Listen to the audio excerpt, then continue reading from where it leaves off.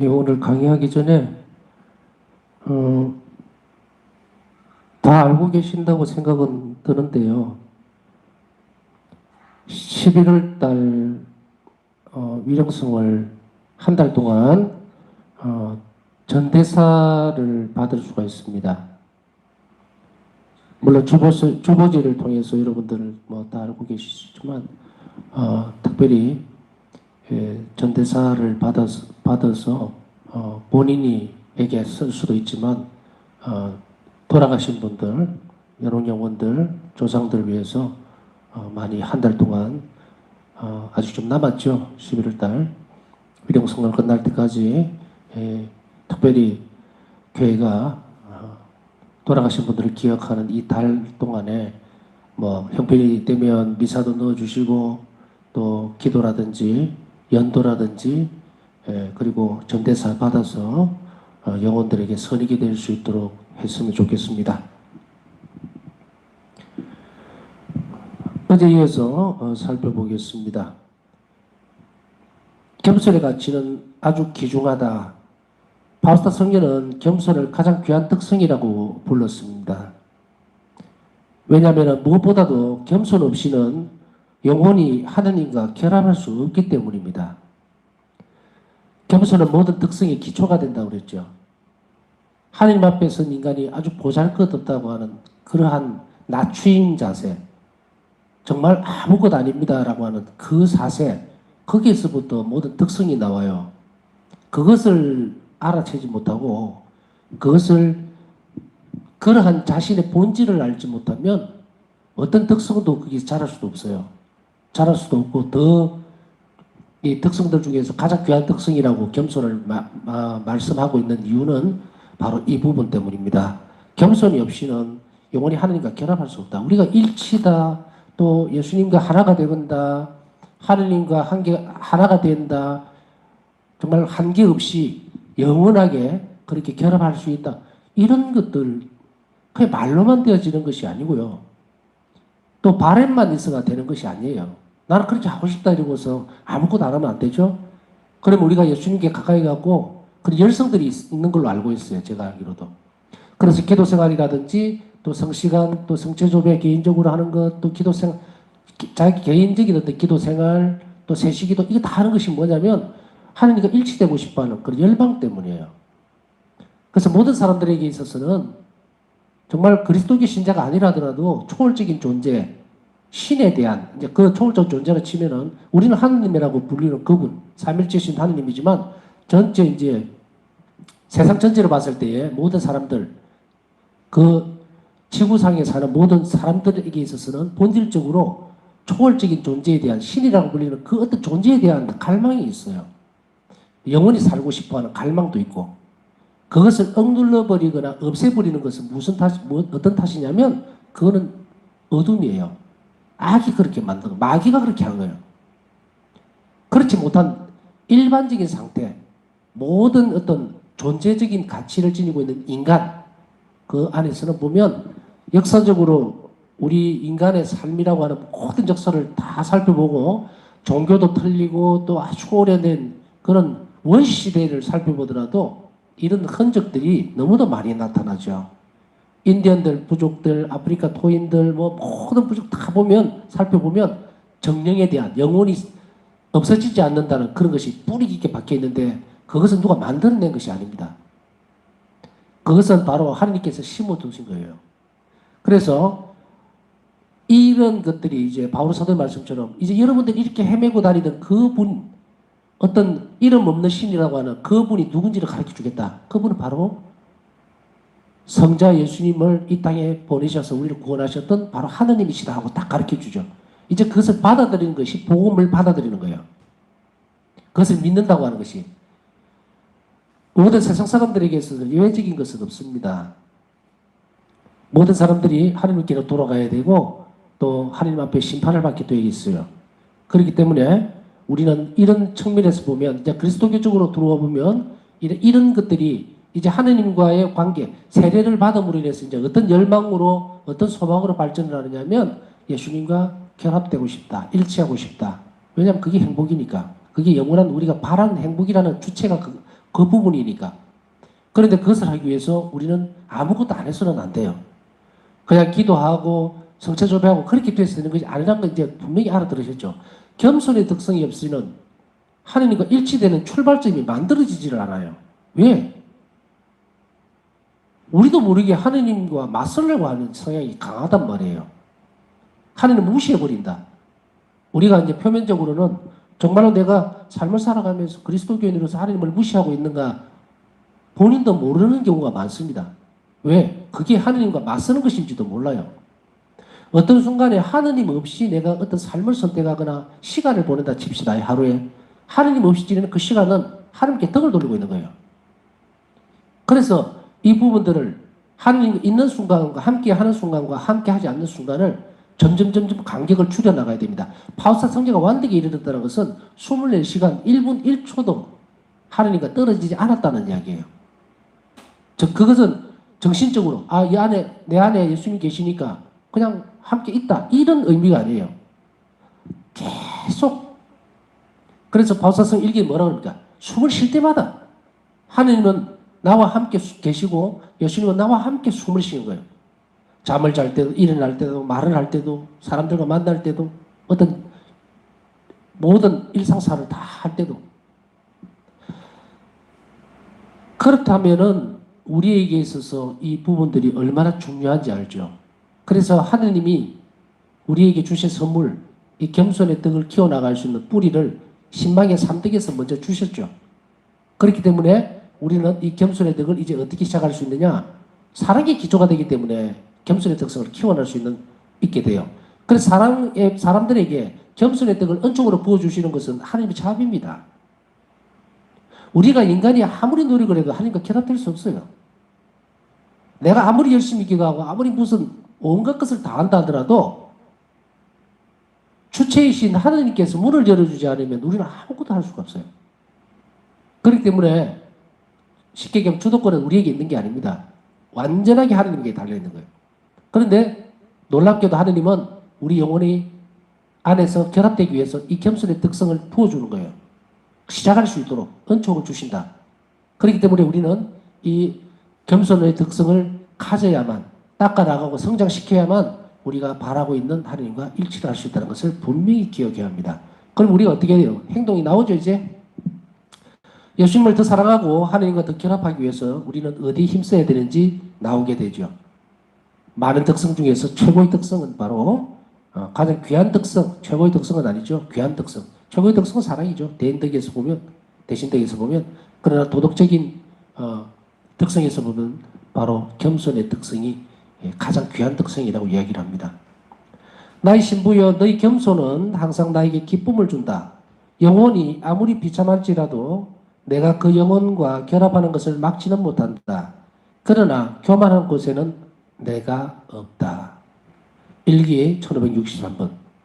교만한 곳에는 내가 없다라는 이 말씀을 비슷한 의류로 지난번에도 이야기했죠. 교만한 곳에는 뭐다? 하나님의 은총이 가지 않는다. 그렇기 때문에 우리 가운데에서 우리 자신들을 살펴볼 때 이 교만이 있는지 그걸 살피고 그리고 물리치는 것, 내보내는 것. 교만을 내보내는 노력은 어떻게 이루어집니까? 겸손의 특성을 닦아나가면 교만이 물러납니다. 그래서 모든 은총은 겸손한 영혼에게로만 흘러가지 교만한 영혼에게는 은총이 흘러가지도 않을 뿐더러 또한 예수님은 당신 자신이 없다라고 이야기를 합니다. 착각하지 말아야 됩니다. 있거니 해서는 안 된다. 없어요. 예수님이 존재하실 수가 없다. 우리가 악한 것 안에는 악한 모습, 악이라고 하는 것, 그리고 죄라는 것이 왜 겁이 나느냐면 그것이 있는 곳에는 하느님이 존재하실 수가 없어요. 내가 아무리 내 마음대로 내 생각대로 그렇거니 그건 내 주체가 아니에요. 나는 영원한 생명의 주인이 아닙니다. 그렇기 때문에 그런 말조차도 생각조차도 할 수가 없어요. 그럼에도 불구하고 얼마나 어리석은 사람들은 자기 삶의 주인이 자기인 듯이 착각하고 사는가. 그 착각이 뭡니까? 겸손하지 못한 태도죠. 첫 번째로 가장 큰 특성 가운데 하나이며 사랑과 닮은 겸손은 사랑과 닮았습니다. 그래서 겸손한 것은 바로 자신을 낮출 수 있기 때문에 사랑은 자신을 낮추죠. 겸허하게 만듭니다. 그래서 닮았어요. 이 특성을 갖춘 영혼들은 위대한 영혼이라는 사실을 알려줍니다. 왜냐하면 사랑이 없는 곳에는 겸손도 없기 때문입니다. 겸손이 먼저 시작되는 것이 아니에요. 사랑이 있기 때문에 겸손이 시작된다. 그래서 아까 말씀드렸던 것이 뭡니까? 대신덕. 하나님께서 우리에게 주셨던 신망의 삼덕은 하나님께서 우리에게 선물로 주신 거예요. 뿌리가 있어야 열매가 가지가 계속 이렇게 뻗어나가죠. 겸손의 특성은 바로 하나님 부어주는 은총에 우리가 결합함으로 인해서 닦아나갈 수 있는 거예요. 닦아나갈 수 있다. 2차적인 거라고 뭐 쉽게 표현을 할 수 있겠지만 인간이 먼저 이것을 선택해서 갈 수가 있어요. 사랑이 있기 때문에 출발은 하느님이 우리에게 주신 사랑이다. 두 번째로 겸손한 사랑만이 참 사랑이라고 불릴 수 있습니다. 우리가 뭐 사랑합니다라고 했을 때 그 사랑이 참되고 순수하려면 겸손해야 돼요. 겸손해야 된다. 사랑도요. 억압을 그냥 욱박지르거나 억압을 하면서 줄 수도 있어요. 그게 사랑이라고 착각할 수 있어요. 그거는 왜 그럴까요? 밑에 그게 없기 때문이에요. 뭐가 없다? 겸손이 없기 때문에. 그래서 분명히 사랑인 것 같은데 순수하지 못한 사랑이 구별되어지는 것은 바로 겸손의 정도에 따라서 구별이 되어진다. 하나님께서는 자신을 비우는 순수하고 겸손한 마음 안에서만 완전하게 머무신다. 1기 573번 참고하십시오. 자신을 비우는 순수하고 겸손한 마음이라고 하는 것은 자신을 비운다는 이야기는 뭡니까? 뭔가를 드러낸다는 것이 아니에요. 순수하고 참되다고 하는 것, 겸손하다고 하는 것은 내 것이 없다는 것을 인정하는 태도입니다. 이것이 열려져 있으면 이것이 겸손하고 순수하게 변해버리면 그 안에 하나님의 사랑이 뭐다? 은총이 들어와서 자리를 잡습니다. 넘치죠. 그렇기 때문에 그 영혼, 순수하고 겸손한 그러한 마음 안에서만 완전하게 하나님께서는 머무실 수가 있다. 그래서 아까 얘기했잖아요. 죄와 악이 있는 곳에는 절대로 하나님이 머물 수가 없다. 겸손하지 못한 교만한 영혼 안에서도 절대로 하나님은 머무실 수가 없다. 살펴보면 참 어떻게 보면 서글픈 건 아닌데 정말로 불행하다라고 느껴지죠. 우리가 영성체를 하는 순간에 겸손하지 못한 영혼을 가지고 있으면 참 불행한 사람이에요. 가장 좋은 것을 순간에 가장 너무도 훌륭하고 최고의 선물로인 예수님이 오시는데 받아들이지를 못해요. 본인은 받아들였다고 생각해요. 왜? 물질적으로 입으로 통해 들어갔으니까 계시겠지 생각하는 거예요. 그러나 하나님은 예수님은 그 영혼 안에 절대 머무실 수가 없어요. 왜 우리가 작은 죄도 고백하고 그 다음에 고해성사를 봐야 되고 마음을 항상 깨끗하게 준비해야 되는지 영혼을 깨끗하게 해야 돼요. 마음을 깨끗하게 하는 게 아니라 영혼을 깨끗하게 해야 돼요. 영혼을 깨끗하게 한다는 말은 이제 우리가 사랑할 수 있다 이거예요. 우리가 고해성사를 보고 나오면요. 이제 그 영혼이 하느님을 사랑할 수 있는 자격을 다시금 얻게 되는 겁니다. 그렇기 때문에 영성체를 하면 예수님이 내 안에 머무실 수가 있는 거예요. 들어오시는 거예요. 그런데 고해성사 없이 죄의 상태에 있으면 하느님이 물질적으로는 억지로 내가 성체라는 그 형상을 존재죠. 물질적인 건 내 입으로 집어넣을 수는 있어요. 그러나 절대로 하느님은 그 안에 머무실 수가 없어요. 바로 나가버립니다. 바로 나가버려요. 얼마나 이 순간을 중요하고 의식적으로 잘 살아야 하는지 기억해야 합니다. 사람들은 전부 다 모여서 영성체 했으니까 예수님이 당연히 내 안에 있는 것이 착각하죠. 예수님은 이렇게 다른 부분에 있어서도 이 부분을 바울사 성자에게 명백하게 말씀하고 계시죠. 나는 정말 추악하고 지저분하고 죄에 덮여있는 그 영혼, 영성체를 통해서 들어갔다가 적시로 나와버린다. 나는 그 안에 머물 수가 없다. 슬프다. 너무도 아프다고 표현하는 거예요. 그러니 이렇게 바울사 성자에게 뭐랍니까? 그러한 영혼들에게 전해다오. 깨끗한 영혼 안에만 내가 머물 수 있다는 그것을 다시금 계속해서 가르쳐줘야 된다. 그래서 우리 교육을 받는 거잖아요.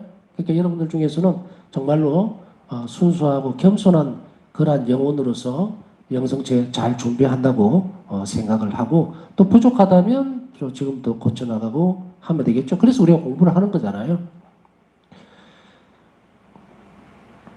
겸손한 영혼 안에서는 마음 안에서 하나님은 가장 큰 기쁨을 얻으시고 두 번째로 그러한 영혼은 하나님의 특별한 애정을 누린다.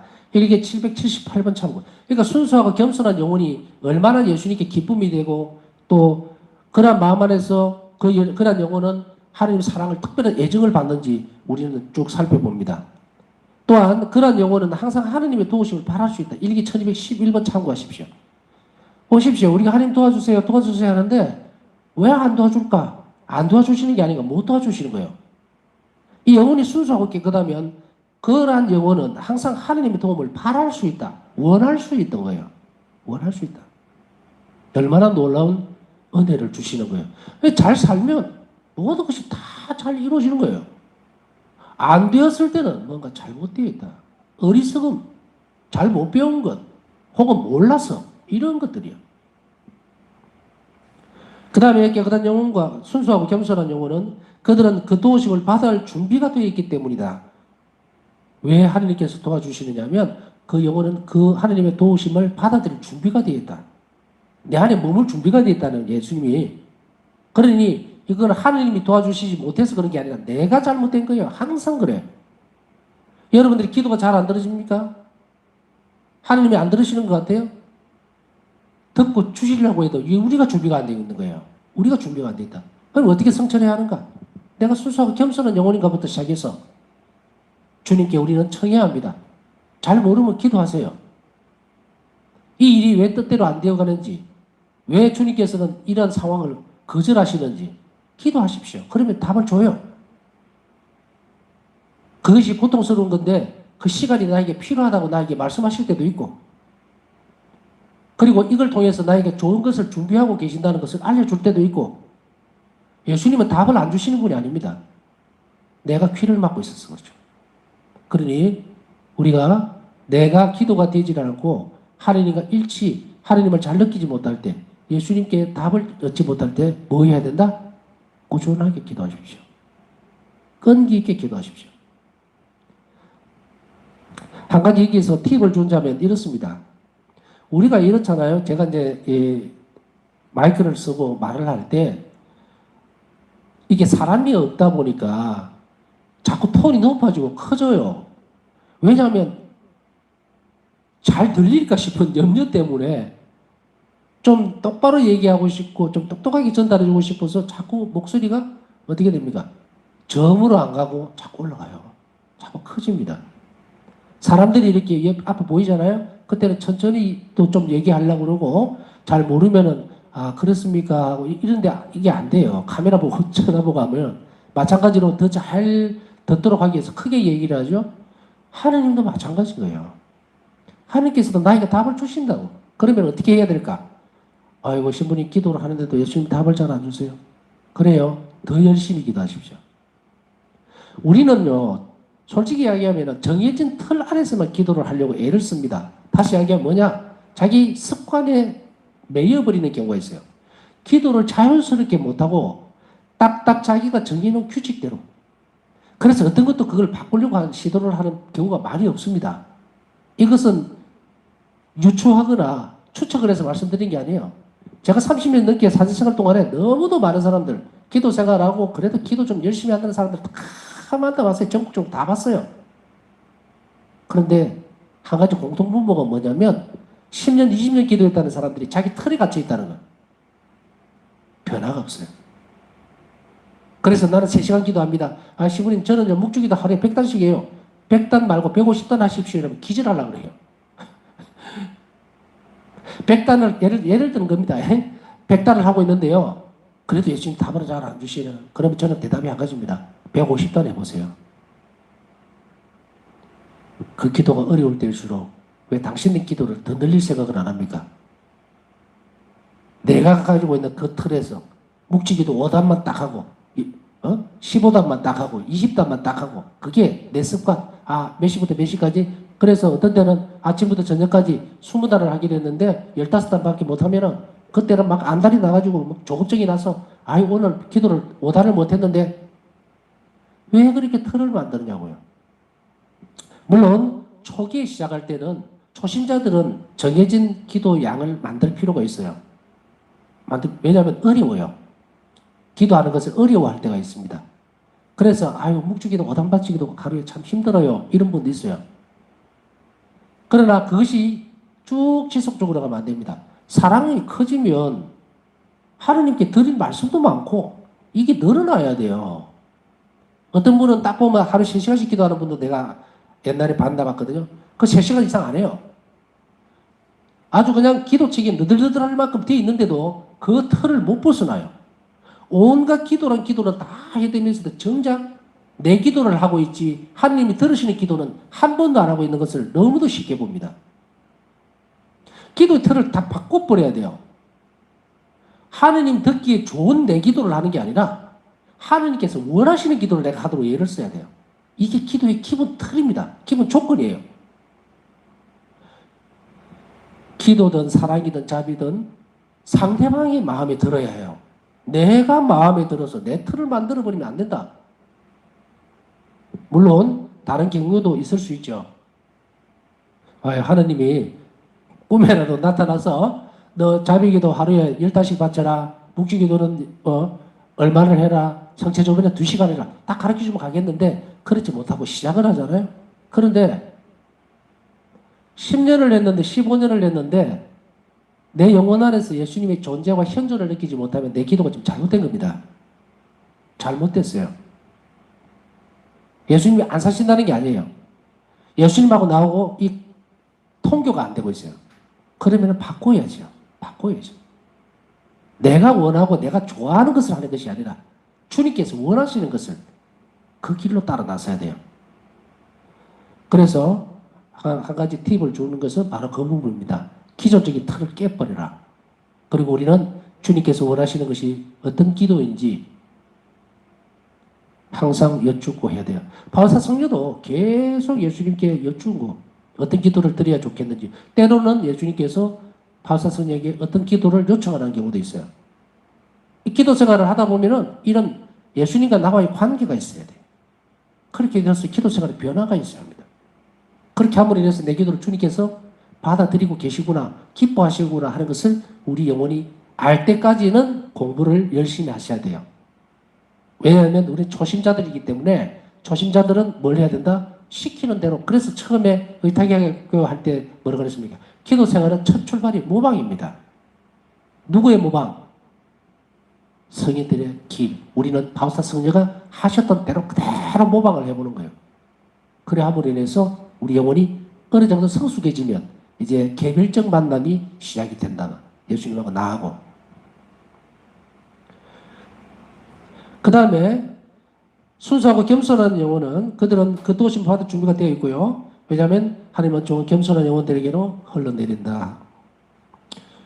그 다음에 겸손은 영혼의 평정심과 내적 평화의 원천이다. 일기 450번 참고하십시오.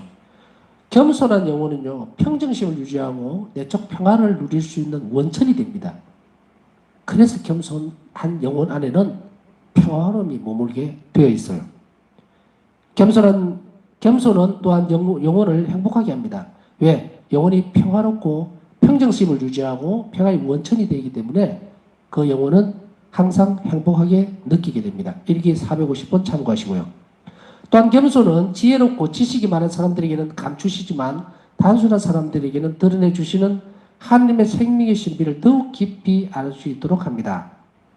지혜롭고 지식이 많은 사람들에게는 초월적인 이런 단순성의 문제가 없어요. 다시 얘기하면 지식이나 지혜로 꽉 차가 있는 사람에게 있어서는 하나님의 생명의 신비를 더 깊이 알지를 못합니다. 지식으로 우리가 하나님을 알 수 있는 게 아니에요. 신비를 아는 거예요. 그래서 우리가 배우는 이 부분들은 일반적인 지식이 아니라 하나님의 신비에 대한 지식이에요. 왜냐하면 초월적 신비를 감사하게도 바울사 성령에게 투사를 시켜주셨기 때문에 우리는 우리의 별다른 노력 없이도 이미 그것을 먼저 선행해서 배울 수가 있어요. 그러니 우리는 월반을 해버린 거예요. 쉽게 얘기하면 유치원 졸업 안 하고 바로 국민학교 들어와 버렸어요. 왜? 바울사 성령 덕분에. 바울사 성령이 이렇게 이 길을 가르쳐 주지 않았다면 우리는 어떻게 해야 된다? 유치원부터 다시 들어가야 돼요. 그만큼 고달프고 힘든데 우리는 훌쩍 건너뛰어서 그 기초를 다질 수 있도록 만들어 주었다는 것이 너무나 큰 선물인 겁니다. 영혼의 겸손은 하느님께서 그 영혼에게 자비와 은총을 베푸시도록 하느님을 움직입니다. 주님께서는 위대하시지만 작고 겸손한 영혼에게는 지십니다. 일기 1436번. 겸손하고 작은 영혼에게는 하느님이 지신다. 진다는 말 아시죠? 졌다 이거예요. 들어주신다는 거예요. 그만큼 이 겸손한 영혼이 또 사실을 이렇게 보면 도대체가 인간이 뭐길래 이렇게 무한한 하느님, 영원한 하느님, 절대적인 하느님이 인간에게 이렇게 져주는가? 이것 또한 우리 하느님께서 드러내 주시는 신비를 우리가 알 수 있게 되는 대목이기도 하지요. 세 번째로 바울사 성녀는 겸손이 없으면 거룩함도 없다는 사실을 알았습니다. 성녀는 전생에 걸쳐서 이 특성을 얻으려고 노력했다. 특성은 얻을 수 있는 거예요. 겸손에 대해 또 닦아나간다 이렇게 표현하지만 얻는 거거든요. 그렇기 때문에 신망의 3득은 이미 선물로 받았기 때문에 발전시켜 나가는 거고요. 성숙하는 거고, 겸손의 특성은 키워나가는 거예요. 사랑이라는 뿌리에서 겸손의 특성이라는 이런 줄기가 이렇게 나와 있어요. 이거를 우리는 갖고 나갈 수 있다. 이거는 성장시킬 수 있지만 이 레벨이 달라요. 원천이냐, 원천에서 나온 줄기냐, 이걸 구별을 잘해야 되죠. 그래서 바울사 성녀는 이 겸손이 없으면 거룩함도 없다는 사실을 알았다. 그렇기 때문에 바울사 성녀는 이 특성을 얻으려고 애를 썼습니다. 거룩함이 뭡니까? 거룩함은 속된 것과 반대 개념이에요. 세상에 속하지 않고 하느님께만 오로지 속해 있는 이것이 바로 거룩함입니다. 그래서 우리가 이제 예를 들어서 제대를 거룩하다는 이유가 뭡니까? 이것은 제대는 예수 그리스도를 상징하기 때문에 거룩하다 이거예요. 하느님과 관련되어 있는 것, 그것이 거룩한 겁니다. 자, 오늘 하나 더 배우시죠? 그래서 이 거룩함이라고 하는 것, 거룩한 생각, 이것은 하나님 생각이에요. 하나님 생각. 아, 내일 뭘 먹고 살지? 어딥니까? 속된 생각이에요. 그래서 이것을 거룩함, 속된 것 이렇게 나눕니다. 바로 이 거룩함은 바로 예수 그리스도 자신이죠. 그래서 성체가 거룩하죠. 주님 자신이기 때문에 그렇게 하나님께 속한 것, 하나님 존재 자체가 거룩하다는 의미입니다. 그래서 바울사 성녀는 이 특성을 얻으려고 노력을 했고요. 성녀가 겸손을 키워갔던 길에서 첫걸음은 자신에 대한 아는 것이었다. 겸손의 첫걸음은 자신을 아는 거예요. 자신을 아는 것은 어떻게 해야 될까? 성체 조배를 열심히 하면요, 자신을 알게 돼요. 왜? 거룩하신 주님 앞에 빛이 난 인간이 앉아 있을 수 있잖아요. 마주 볼 수 있잖아요. 그렇기 때문에 이것은 바로 하느님 앞에서만 우리의 존재 자체와 우리의 상태, 그것을 알 수가 있기 때문에 겸손을 키워갔던 길에서 첫걸음은 자신에 대해서 아는 것이었습니다. 그래서 성체조배가 중요한 거고요. 매일 1시간의 기도에 대해서 전에 기도의 본질인가 그 부분을 다루면서 기도에 대해서 이야기를 하면서 그 말씀을 드렸어요. 하루에 1시간을 꼭 고정된 시간을 정해서 기도하라. 24시간입니다. 우리가 하루를 보내는 것은. 그 중에 1시간 뺀다고 죽진 않아요. 고정되고 정해진 기도. 이 기도가 만일에 성체 앞이라면 이거는 말할 필요도 없고요. 그게 안 됐을 경우에는 개인적으로 자기 집에서 드리는 1시간의 고정된 시간을 해놓는 것은 뭐라 그랬습니까? 이것을 해야만 하나님의 뜻을 알 수 있다 그랬죠. 이게 그 위에 다른 기도가 얹혀져야 된다 그랬죠. 이거 무너뜨리고요. 그냥 다니면서 묵주기도 길을 돌아다니면서 버스 안에서 막 그것만 하고 집에서 아무것도 안 한다? 그 사람은 하나님의 뜻을 알 수가 없어요. 바울사 성녀는 분명하게 얘기를 하죠. 우리가 정해진 시간에 항상 정해진 시간에 일정한 시간만큼 기도를 드리는지 않으면 우리는 하나님의 뜻을 알 수가 없다. 매일 고정된 이 시간을 지내는 사람, 잘 지키는 사람, 그 사람은 하나님의 뜻을 우선 알게 돼요. 그래서 내가 뭘 해야 될지, 어떤 기도를 받쳐야 될지 알 수 있다 이 말이에요. 그것이 없으면 기초가 하나도 없어요. 그 사람은 하나님의 뜻을 알 수가 없다. 일상생활에서 일어나는 일들, 이 하나님의 뜻이 뭔가 모릅니다. 모든 것들은 기초가 되어져야 그 위에 올라가죠. 건물이. 마찬가지로 이 부분들을 알게 해주는 것이 대단히 중요합니다. 끝으로 일기 1336번 보면요. 나 자신에 대해 참되이 알게 됨으로써 내 영혼은 깊이 겸손해지며 튼튼해졌다. 우리 자신을 늘 성찰하고 잘 아는 것은 우리 영혼을 깊이 겸손하게 만들고 그리고 튼튼하게 만들어주는 방법입니다. 자, 오늘은 여기까지 하겠습니다. 남은 시간 주님께 우리가 오늘 귀로 들었지만 영혼으로 새길 수 있고 영혼으로 받아들이는 말씀을 주님께 은총으로 잘 다듬어 주시고 성장시켜 주십사 하는 바람을 가지면서 남은 시간 묵상하도록 하겠습니다.